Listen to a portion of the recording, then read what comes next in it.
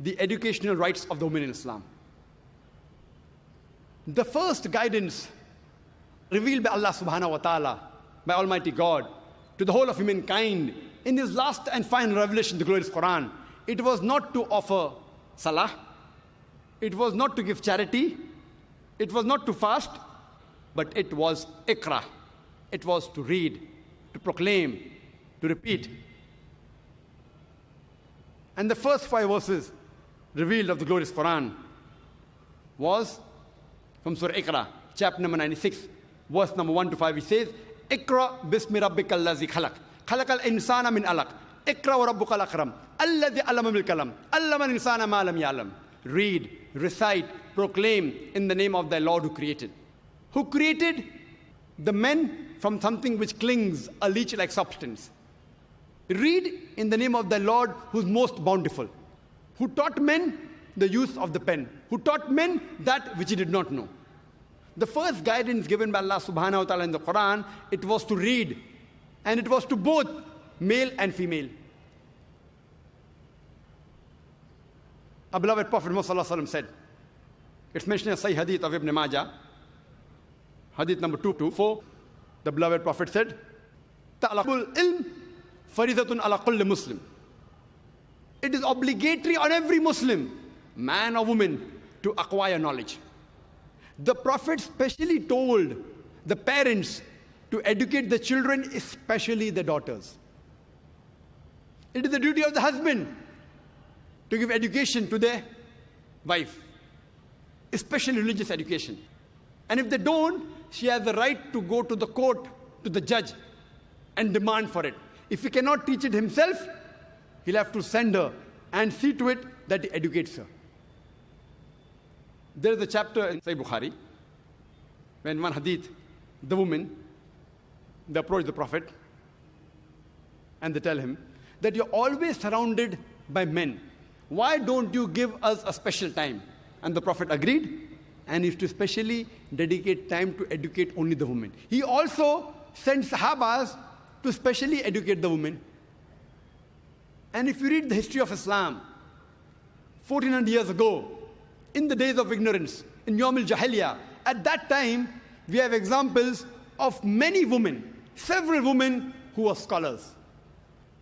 The best example I can think is Aisha bint Abi Bakr. May Allah be pleased with her, the wife of the Prophet.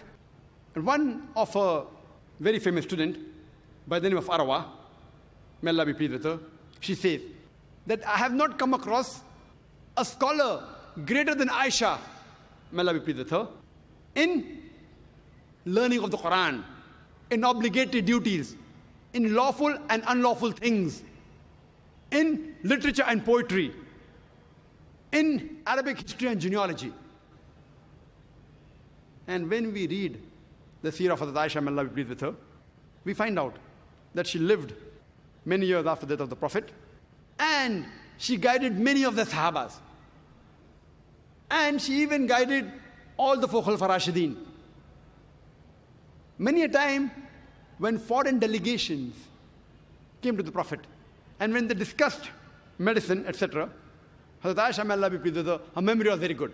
She used to memorize them. She was also an expert in mathematics.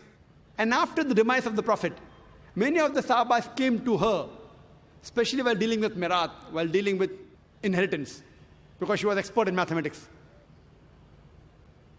History tells us that she has taught several scholars. She has taught no less than 88 different scholars. So in short, she was a scholar of the scholars. And only on her authority alone, there are no less than 2,210 hadith reported. Only on the authority of Aisha, may Allah be pleased with her.